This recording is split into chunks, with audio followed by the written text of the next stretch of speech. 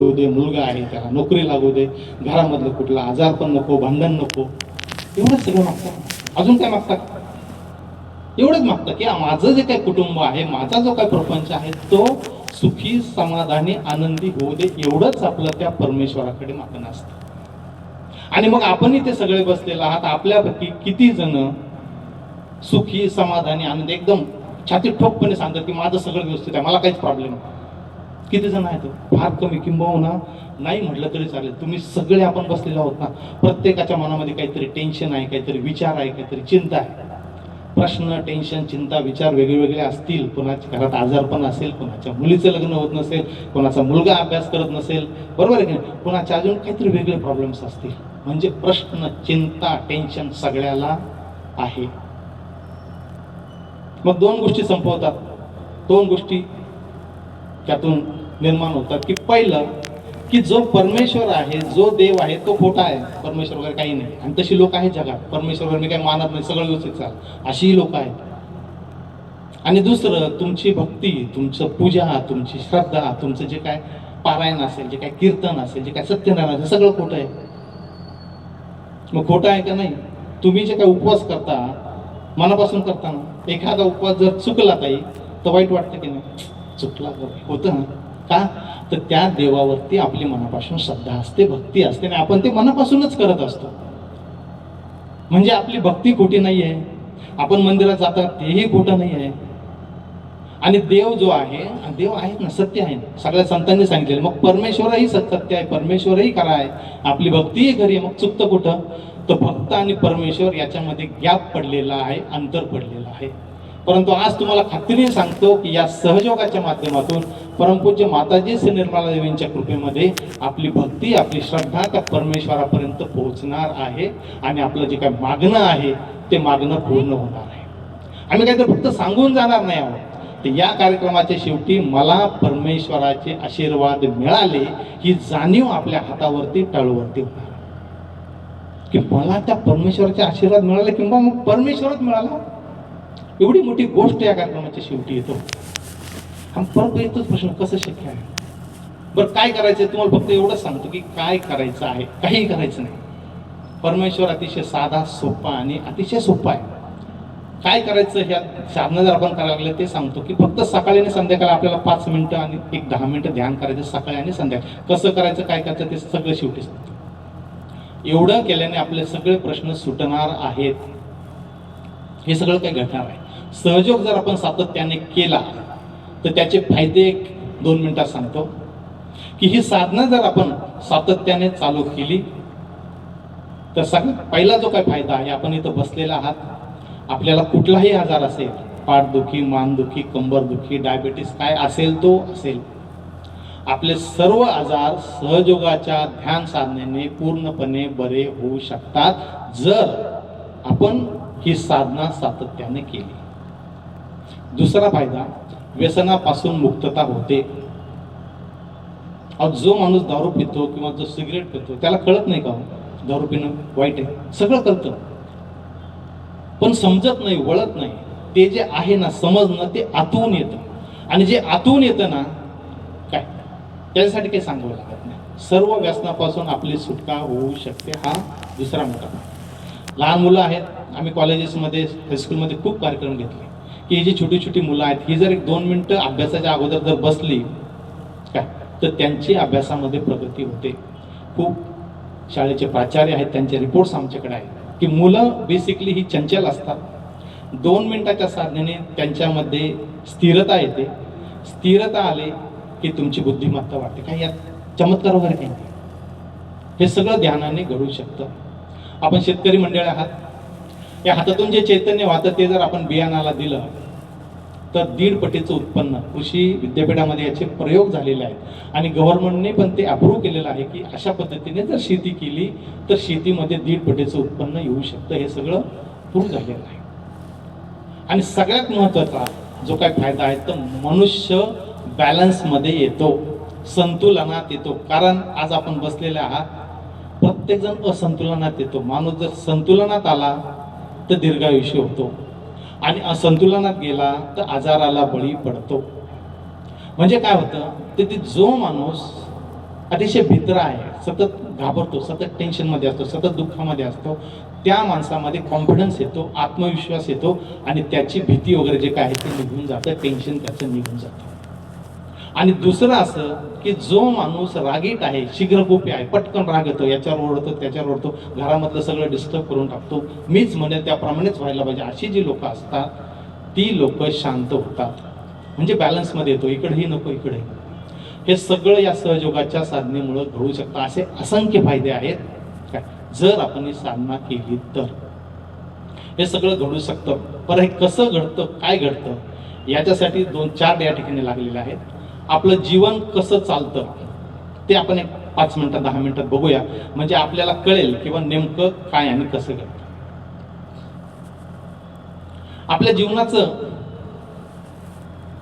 जे काही शास्त्र आहे ते सगळं योगशास्त्राला माहिती आहे.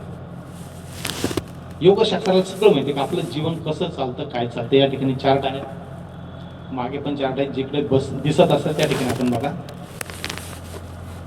आपलं शरीर जे आहे याच्यामध्ये असंख्य नाड्या आहेत. याच्यामध्ये 3 मुख्य नाड्या आहेत.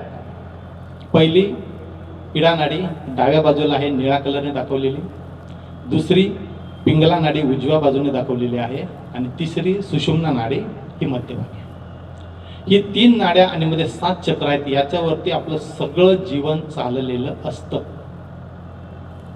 आता पहिली जी नाडी आहे ती आहे इडा नाडी. ह्या इडा नाडीवरती ज्यास आपण कार्य करतो, ही इडा नाडी म्हणजे भूतकाळाची नाडी. आणि ही जी नाडी आहे ही इच्छाशक्तीची नाडी आहे. म्हणजे आता तुम्ही इथं बसलेला आहात, आपण कुठलीही इच्छा केली, बरोबर की, आमच्या महिला भगिनी सुंदर साडी दिसली, अशी साडी घ्यावी बरं का, एखादा दागिना दिसला, असा दागिना करावा बरं, झाली इच्छा झाली. इच्छा होऊ नये असं नाही, परंतु ज्यावेळेस आपण इच्छा करायला लागतो, आमचे पुरुष मंडळी बसले, एखादी सुंदर माडी दिसली, अशा माडी बांधायची बरं का, सुंदर गाडी दिसली, अशी गाडी घ्यायची बरं का, झाली इच्छा. इच्छा ज्यावेळेस होते आणि ज्यावेळेस अति इच्छा, इच्छा करू नये असं नाही, पण ज्यावेळेस इच्छा अति होतात आणि त्या इच्छा पूर्ण होत नाही, त्यावेळेस कळत नकळत तो माणूस डिप्रेशनमध्ये जातो. कारण इच्छा करतो पण पूर्ण करतो, आणि त्याच्यामध्ये एक प्रकारची भीती, एक प्रकारचा आत्मविश्वास येतो, त्याचा नाहीसा होतो आणि तो डिप्रेशनमध्ये जातो. आणि असा जो माणूस आहे तो नंतर आजाराला बळी पडतो. सगळ्यात त्याला जो आजार होतो तो सायकोसोमॅटिक डिसऑर्डर. म्हणजे कसा की रस्त्याने चालताना बोटं मोजत जाणार, कुठेतरी एकटाच बसणार, अंधारामध्ये जाऊन बसणार, कोणाशी बोलणार नाही, चालणार नाही, कुठलंही काम सांगितलं की टाळणार, आज नाही, उद्या करतो, नंतर करतो, बघतो. म्हणजे सगळं नैराश्य, सगळ्या गोष्टीला निगेटिव्ह असतो तो. असा जो माणूस असतो त्याची डावी बाजू, त्याच्या इच्छा जास्त झालेल्या असतात, त्या पूर्ण झालेल्या असतात. आपण बघतो आपल्या घरामध्ये म्हातारी लोक असतात बघा, एकटीच काहीतरी पुटपटत असतात मानवाला, बरोबर का, आपल्याला दिसतं अरे काय बोलतात बाबा, तर त्यांचं काहीतरी चाललेलं असतं का, तर तो डाव्या बाजूचा प्रॉब्लेम आहे. ही जी डावी बाजू आहे ही डावी बाजू भूतकाळाची बाजू आहे.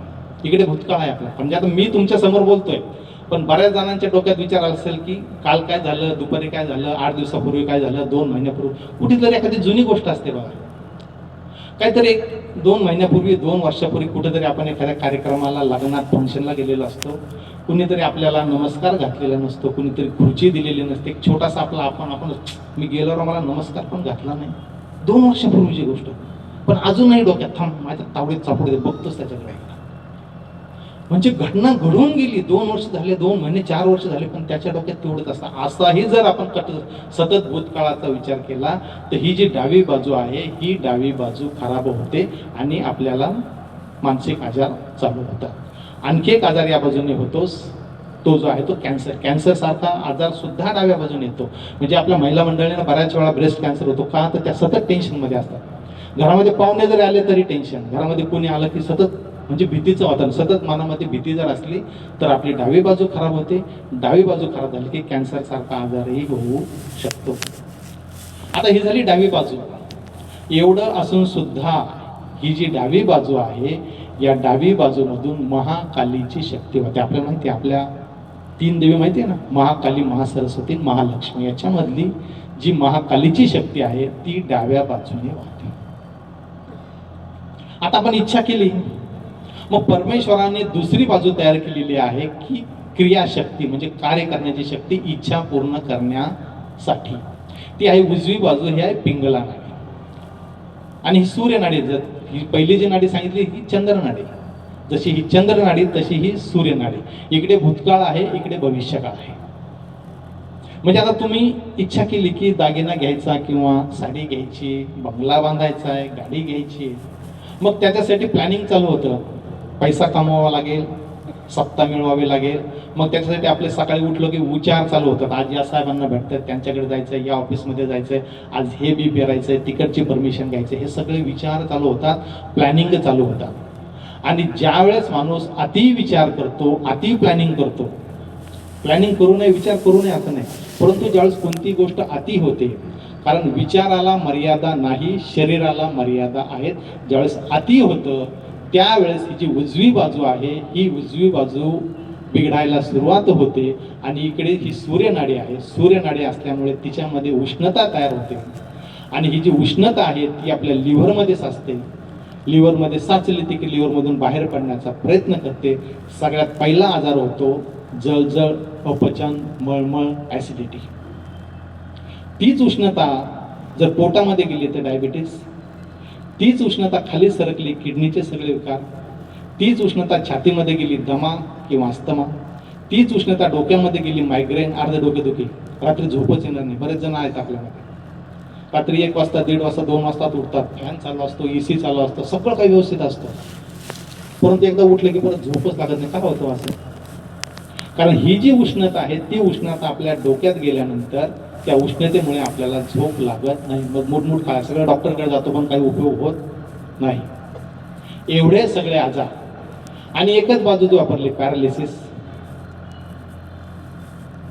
फक्त प्लॅनिंग केलं, उजव्या बाजूला खूप, इकडे डाव्या बाजूला आत्मा आहे. आत्म्याकडे आपलं दुर्लक्ष होतं खूप धावपळ केल्यानंतर. आणखी एक आजार अशा माणसाला होतो, हार्ट अटॅक. हार्ट अटॅक सुद्धा अशाच माणसाला येतो जो जास्त धावपळ करतो, जास्त प्लॅनिंग करतो. आणि मग आपण बघतो आपल्या एखादी घटना घडते, अरे यार सकाळी मला भेटला होता, आत्ता मग कशी फोनवर बोलला, अहो मी जाताना बघितलं त्याला, आणि कसं घडलं. परंतु वेळ निघून गेलेली असते आणि हे आपल्या कोणाच्या तरी बाबतीत घडतं. मग घडल्यानंतर आपण पश्चाताप करतो, खूप धावपळ करत होता, प्लॅनिंग करत होता, शांतता नव्हती, करायला नको होतं. हे सगळं कळतं कधी, घटना घडून गेल्यानंतर. आता आपण सगळं इथं बसलेलं आहे, आपल्या आतमध्ये काय चालतं आपल्याला माहिती आहे का? उद्या काय होणार आपल्याला माहिती आहे का? काही नाही. परंतु आज या सहयोगाच्या माध्यमातून आपल्याला आपल्या आतमध्ये काय चालतं हे कळू शकतं, त्या ध्यानाच्या माध्यमातून. आणि कसं सांगेल, घटना घडून गेल्यानंतर काय करणार हो तुम्ही? त्या घटनेच्या अगोदर जर आपण त्याची प्रिकॉशन घेतली, त्याची काळजी घेतली, तर आपल्या जीवनामध्ये सर्व काही व्यवस्थित होऊ शकतं. आणि एवढं सगळं असून ही जी उजवी बाजू आहे, या उजव्या बाजूमधून महासरस्वतीची शक्ती वाहते. इकडे महाकाली आहे, इकडे महासरस्वती आहे. इकडे भूतकाळ आहे, इकडे भविष्यकाळ आहे. हे सगळं आपल्या बाबतीत चालू असतं. मग भूतकाळ संपलेला आहे, भविष्यकाळाबद्दल माहिती नाही. मग आपल्या हातात काय आहे? आज आणि आत्ता, वर्तमान काळ. मी तुमच्या समोर बोलतो एवढंच सत्य आहे. मग ही जी सुषुम्ना नाडी आहे, मध्य नाडी आहे, ही वर्तमान काळाची नाडी आहे. आणि हिच्यामधून महालक्ष्मीची शक्ती वाहते. इकडे महाकाली आहे, इकडे महासरस्वती आहे, मध्ये महालक्ष्मी आहे. परमेश्वराकडे जाण्याचा सर्वात जवळचा मार्ग. आणि ही जी मध्य नाडी आहे हिच्यावरती 7 चक्र आहेत. सगळ्यात पहिलं चक्र मूलाधार चक्र.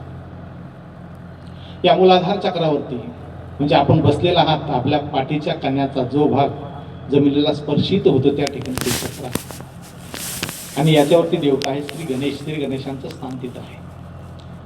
जे गणेश तुम्हाला आम्हाला सुबुद्धी देतात, जे गणेश पावित्र्याचं प्रतीक आहे, मांगल्याचं प्रतीक आहे, ते गणेश त्या ठिकाणी बसलेले. मूलाधार, मूल अधिक आधार, आपल्या जीवनाचा पाया, जीवनाचा बेस, जे पावित्र्य आहे ते त्या ठिकाणी आहे. आपण जर गणेश अथर्वशीर्ष ऐकलं असेल, वाचत असेल, तर त्याच्यामध्ये एक ओळ आलेली आहे, त्वं मूलाधार स्थितोसी नित्यम. म्हणजे हे गणेश तुझं स्थान कुठं आहे? तर तुझं स्थान त्या मूलाधार चक्रामध्ये नित्य वसलेलं आहे, स्थित आहे, सदैव आहे. असे ते श्री गणेश त्या ठिकाणी आहेत. त्याच्यावरती त्रिकोणी माकड हाड, आपल्या पाठीच्या कण्याचा शेवटचा भाग. त्या त्रिकोणी माकड हाडामध्ये 3.5 वेटोळ घालून बसलेली एक शक्ती आहे. तिचं नाव आहे श्री कुंडलिनी शक्ती. जगदंबा शक्ती आहे ती. आणि ही जी कुंडलिनी शक्ती ही प्रत्येकामध्ये स्थित आहे आणि ती आपल्या सर्वांची आई आहे. आपण काय केलं जीवनामध्ये आपल्याला काहीच माहीत नसतं, परंतु तिच्याकडे सगळं रेकॉर्ड असतं. आपण मागचे अनेक जन्म काय केलेलं आहे ते सगळं काही त्या कुंडलिनी शक्तीमध्ये असतं. ज्ञानेश्वर महाराजांनी तिचं वर्णन केलेलं आहे. ती कुंडलिनी जगदंबा चैतन्य चक्रवर्तीची शोभा, ज्या विश्वबीजाच्या कुंभा सवली केली. कशी आहे? तर विश्वाचं बीज असलेली शक्ती आहे ती, परंतु ते निद्रिस्त आहे, झोपलेली आहे. आणखी ज्ञानेश्वर महाराज काय म्हणतात? नागिनीचे पिलो कुंकुमे नाले. कसे आहे? नागिनीच्या पिलासारखे आहे, कुंकुम रंगाचे आहे, परंतु निद्रिस्त आहे, झोपलेली आहे. तिचं जागरण होणं गरजेचं आहे. आपल्या महाराष्ट्रामध्ये देवीची 3.5 पीठ आहेत. कोल्हापूरची महालक्ष्मी, तुळजापूरची भवानी, माहूरगडची रेणुका देवी आणि अर्धपीठ नाशिक जवळची वणी आदिशक्ती. हे 3.5 पीठाची जी शक्ती आपल्या महाराष्ट्रामध्ये ती आपल्या प्रत्येकामध्ये वसलेली आहे, स्थित आहे, परंतु ती निद्रिस्त आहे. परमपूज्य मातांच्या कृपेमध्ये तिचं जागरण होणार आहे. ज्यावेळेस ती जागरण होतं त्यावेळेस त्यावरच्या 6 चक्रांचं भेदन करून आपल्या टाळूमधून ती बाहेर पडते. आणि ज्यावेळेस ती बाहेर पडते त्यावेळेस आसपास पसरलेलं जे परमेश्वरी साम्राज्य आहे त्याच्याशी ती एकरूप होते. कुंडलीचा प्रकाश ज्यास वरती येतो, वरचं चक्र आहे ते स्वाधिष्ठान चक्र, आपल्या ओटीपुटाचा भाग. या ठिकाणी ब्रह्मदेव सरस्वतींचे आशीर्वाद आपल्याला मिळतात. सरस्वती ज्या ब्रह्मदेवाने सगळ्या विश्वाची निर्मिती केली त्यांचं स्थान तिथं आहे. आपण ज्या क्षेत्रामध्ये आहात त्या क्षेत्रामध्ये आपल्याला प्रावीण्य प्राप्त होतं, मास्टरकी प्राप्त होते. आपण कलाकार आहात, उत्तम कलाकार आहात. शेतकरी आहात, उत्तम शेतकरी होणार. काय पेरायचं, काय पेरू नये, सोयाबीन करावं की कांदा करावा की कपाशी करावी, हे आपल्याला आतून येतं. कारण हे जे स्वाधिष्ठान चक्र विद्या तिथे विद्येचं स्थान आहे हे आपल्याला ऑटोमॅटिक कळतं. आणि त्या भागामध्ये त्या क्षेत्रामध्ये आपण एकदम मास्टरकी प्राप्त करतो. आमच्या भगिनी आहेत, जर आपले स्वाधिष्ठान चक्र क्लिअर असेल ना तर आपला स्वयंपाक एकदम उत्तम होणार. आपण अनेक उदाहरणं बघतो, सामान तेच असतं, सगळं तेच असणार, करणाऱ्या 2 वेगळ्या असल्या की हिचा स्वयंपाक चांगला होतो, हिचा सांगा का होतं असं? कारण जिचा स्वयंपाक चांगला होतो तिचा स्वाधिष्ठान चक्र चांगलं असतं. त्या ब्रह्मदेव सदस्याचे आशीर्वाद मिळतात. खूप मोठी गोष्ट आहे. कुंडलीचा प्रकाश जास्त वरती येतो, नाभी चक्र आपला पोटाचा जो मध्य भाग आहे या ठिकाणी नाभी चक्र, या ठिकाणी लक्ष्मी नारायण. लक्ष्मी नारायण म्हणलं का आपल्या समोर काय येतं? सुख, समाधान, शांती, आनंद. त्यांचे आशीर्वाद आपल्याला मिळतात. आपला प्रपंच सुखाचा, समाधानाचा, आनंदाचा होतो. पोटाचा जो गोल भाग दाखवलेला आहे तो आहे भवसागर. आदिगुरु दत्तांचे सर्व अवतरण आपल्या पोटामध्ये आहेत. धर्म आपल्यामध्ये स्थापित होतो. धर्म म्हणजे हिंदू मुस्लिम वगैरे तो धर्म आहे. तर मानव धर्म, मानवाने मानवाशी कसं वागायचं. मुलाचा धर्म असेल, वडिलांचा धर्म असेल, आईचा धर्म असेल, भावाचा धर्म असेल, बहिणीचा धर्म असेल, शेजाऱ्याचा धर्म असेल, राजाचा धर्म असेल, तो धर्म कसा पाळायचा हे आतून येतं. म्हणजे काय चांगलं, काय वाईट, काय खोटं, काय करावं, काय करू नये ते आतून येतं. आपल्यामध्ये धर्म प्रस्थापित झाल्यानंतर आणि आपली जी काही पर्सनॅलिटी आहे ती पर्सनॅलिटी सुधारते. एकदम सुंदर व्यक्तिमत्व त्या माणसाचं तयार होतं. काय बोलावं सगळं आतून कळतं. कारण त्या परमेश्वराचे आशीर्वाद त्याला मिळतात आणि मग त्याचं एक वेगळं व्यक्तिमत्व तयार होतं. कुंडलीचा प्रकाश जास्त वरती येतो, मध्य अनाहत चक्र या ठिकाणी छातीचा मध्य भाग, या ठिकाणी जगदंबा माता, दुर्गा माता. जगदंबा मातेचं स्थान तिथं आहे. आपल्याला बघा भीती वाटली का आपला हात छातीमध्ये धडधड होतं. का होतं असं? कारण त्या दुर्गा मातेचं स्थान तिथं आहे. आपल्याला जर कोणाला भीती वाटत असेल तर फक्त एकच करा, आपला हात या ठिकाणी उजवा हात ठेवा आणि फक्त 12 वेळा जगदंब जगदंब जगदंब जगदंब जगदंब जगदंब, तुमची भीती नाहीशी होईल. कारण त्या देवीचं वास्तव्य तिथं आहे आपल्या छातीमध्ये. डाव्या बाजूला शिव पार्वती, शिवांचं स्थान आहे. आत्मा इथं आहे. कुंडलीचा प्रकाश आत्म्याला मिळाला, आत्मा प्रकाशित झाला. या ठिकाणी लाईट लावलेला आहे म्हणून सगळं दिसतं. इकडे पुरुष बसले, इकडे स्त्रिया बसल्या. तसंच आहे, आत्मा ज्यावेळेस प्रकाशित होतो त्या प्रकाशामध्ये आत्म्याला कळतं की चांगलं काय, वाईट काय, काय करावं, काय करू नये. तो आत्मा प्रकाशित होतो. शिवपार्वतीचे आशीर्वाद आपल्याला मिळतात. उजवी जी बाजू आहे ती आहे उजवं अनाहत चक्र, या आहे सीतारामांचे आशीर्वाद आपल्याला मिळतात. आदर्श पिता, आदर्श पती, आदर्श राजा, सर्व गुण आपल्यामध्ये यायला सुरुवात होते. कुंडलीचा प्रकाश वरती गेला, गळ्याचा खोलगट भाग, या ठिकाणी आहे विशुद्धी चक्र, राधाकृष्णाचं स्थान आहे बघा इथे. राधाकृष्ण, कृष्णाची मधुर वाणी आपल्याला प्राप्त होते. कृष्णाचं व्यवहार चातुर्य, व्यवहार कसा करावा हे कृष्णाकडून शिकावं. सगळी नीती कशी शिकावी कृष्णाकडून शिकावी. ते जे व्यवहार चातुर्य आहे ते कृष्णाचं आपल्याला येतात. आपल्याला राधाकृष्णांचे आशीर्वाद प्राप्त होतात. उजवी जी बाजू आहे इकडे विठ्ठल रुक्मिणी, विठ्ठल रुक्मिणीचं स्थान तिथं आहे. आपले सगळे वारकरी जातात ना, खूप सुंदर गातात, खूप सुंदर भजन म्हणतात. का? त्यांची विशुद्धी क्लिअर असते. ते विठ्ठल रुक्मिणीचं स्थान इथे आहे. डावी बाजू आहे इथे विष्णू माया, श्रीकृष्णाची भगिनी, तिचं स्थान तिथे आहे. या सर्वांचे आशीर्वाद आपल्याला मिळतात. कुंडलीचा प्रकाश जसं वरती येतो, ज्या ठिकाणी आपण कुंकू लावतो, या ठिकाणी आज्ञा चक्र, या तीनही नाड्या या ठिकाणी एकत्र होतात. ही लक्ष्मी या ठिकाणी महालक्ष्मी होते. हे गणेश या ठिकाणी महागणेश होतात.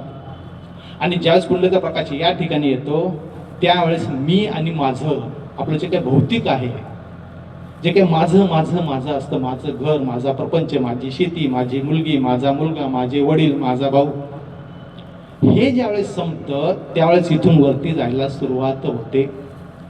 आणि आपण म्हणतो दया क्षमा शांती तेथे देवाची वस्ती. परमेश्वर कुठे आहे? याच्या वरती आहे. ज्यावेळेस आपण दया क्षमा शांतीच्या पलीकडे जातो, म्हणजे मी माझं जे काय ते आपण सोडायला सुरुवात करतो, त्यावेळेस आपण परमेश्वराकडे जायला सुरुवात होते. आणि ज्यावेळेस कुंडलीचा प्रकाश सहस्रार चक्रावरती, या ठिकाणी ब्रह्मरंध्र आहे, इथून ज्यावेळेस ही शक्ती बाहेर पडते, हजारो पाकळ्यांचं कमळ असावं तसं हे चक्र आहे. हे शिव या ठिकाणी सदाशिव होतात, आदिशक्तीचं निवासस्थान.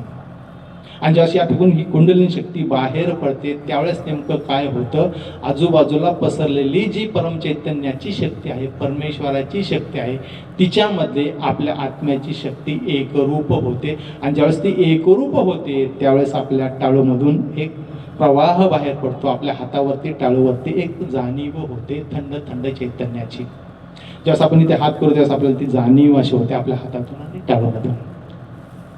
प्रवचनाचा सांगण्याचा कार्यक्रम या ठिकाणी संपलेला आहे. आता शेवटचे 5 मिनिट या शक्तीची आपल्याला जागृती करून घ्यायची ना सगळ्यांना. थोडंसं मोकळं बसा, मांडी घालून बसायचंय. काय करायचंय ते अगोदर सांगतो. पायामध्ये चप्पल असेल तर काढून ठेवा, टोपी असेल तर काढून ठेवा, कारण आपल्याला इथे टाळूवरती ते जाणीव घ्यायची. थोडंसं मोकळं बसा.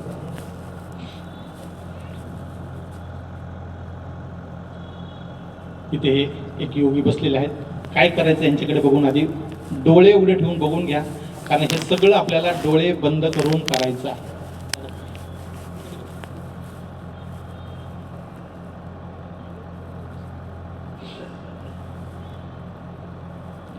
अगोदर डोळे उघडे ठेवून बघा, नंतर डोळे बंद करून करायचं आहे. मी सांगेल की सुरुवातीला दोन्ही हात मांडीवरती ठेवा, या पद्धतीने मांडीवरती ठेवायचे. आपण प्रसाद घेताना ठेवतो ना त्या पद्धतीने.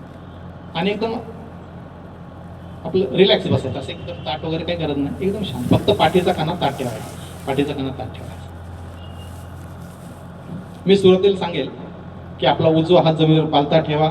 आपला जो उजवा हात आहे तो जमिनीवर पालथा ठेवायचा आहे. आणि डावा हात कोपरा टाकून आकाशाकडे, तळवा स्वतःकडे, या पद्धतीने. एक हात उजवा जमिनीवर असेल, डावा आकाशाकडे असेल, तळवा स्वतःकडे असेल. आता हे का करायचंय तर मगाशी जे सांगितलं होतं डावी आणि उजवी, बरोबर की? डावीकडे नको उजवीकडे नको, म्हणून आपण काही प्रार्थना घेणार आहोत. हे ठेवल्यानंतर मी जी काही प्रार्थना म्हणेल ती मनातल्या मनात म्हणायची आहे. एवढं करून झालं की मी सांगेल आपले दोन्ही हात मांडीवरती घ्या, दोन्ही हात परत मांडीवरती घ्यायचे. आणि यानंतरच्या सगळ्या क्रिया उजव्या हाताने करायच्या आहेत. मी सांगेल सुरुवातीला की उजवा हात छातीवरती डाव्या बाजूला ठेवा, या पद्धतीने दाबून धरायचा. छातीवरती डाव्या बाजूला जिथे आपलं हृदय आहे, हृदयाचे ठोके पडतात त्या ठिकाणी दाबून धरायचा. लक्ष त्या ठिकाणी द्यायचं.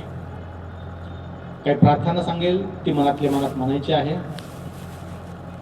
त्यानंतर तोच हात कपाळावरती आडवा दाबून धरायचा आहे. मान थोडीशी पुढे झुकवायची आहे. आपण डोकं दुखताना दाबतो ना त्या पद्धतीने थोडासा हात दाबायचा, मान थोडीशी खाली झुकवायची आहे. काही प्रार्थना सांगेल ती मनातल्या मनात म्हणायची आहे.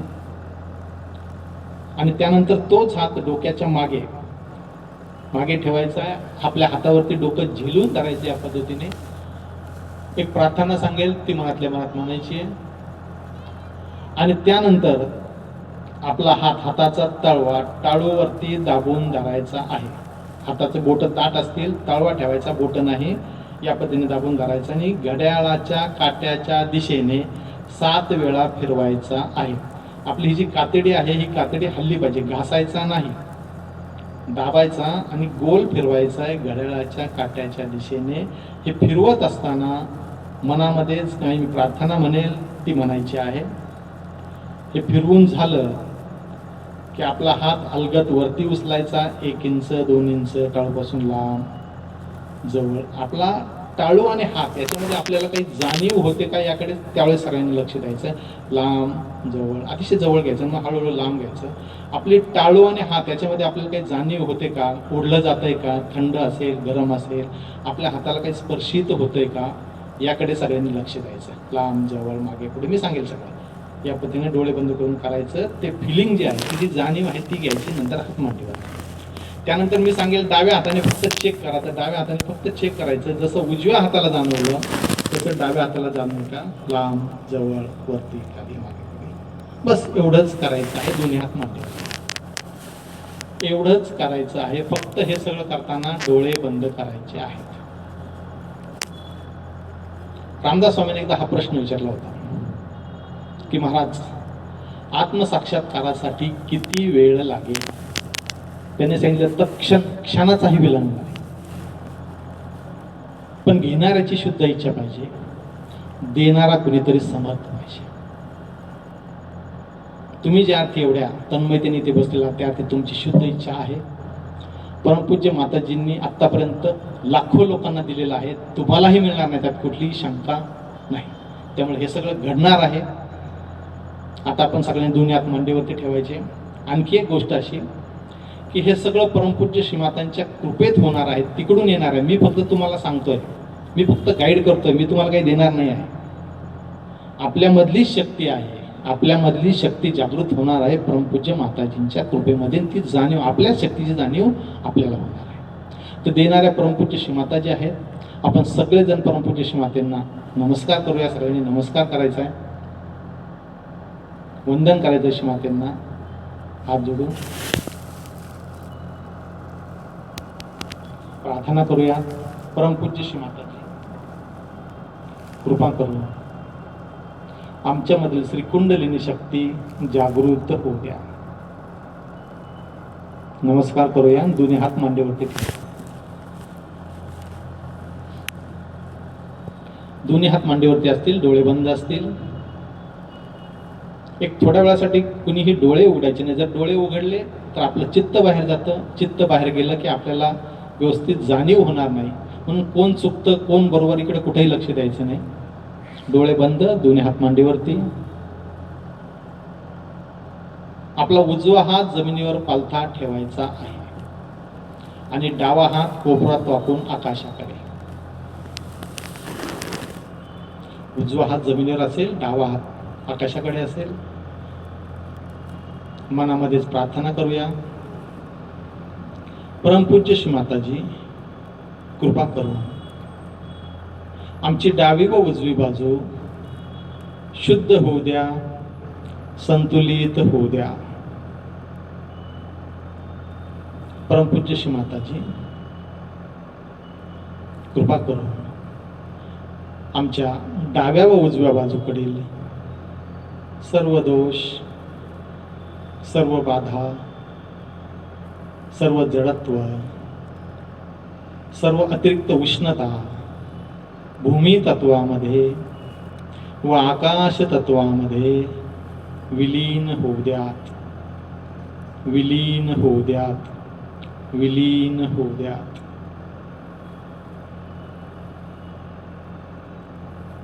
हे धरणी माता, हे आकाश देवता, कृपा करून आमची डावी व उजवी बाजू संतुलित होऊ द्या.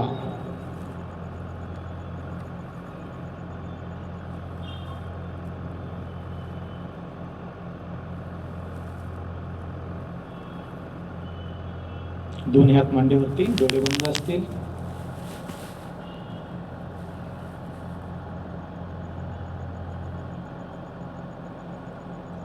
आपला उजवा हात छातीवरती डाव्या बाजूला, लक्ष छातीवरती डाव्या बाजूला आपल्या हृदयाच्या ठिकाणी.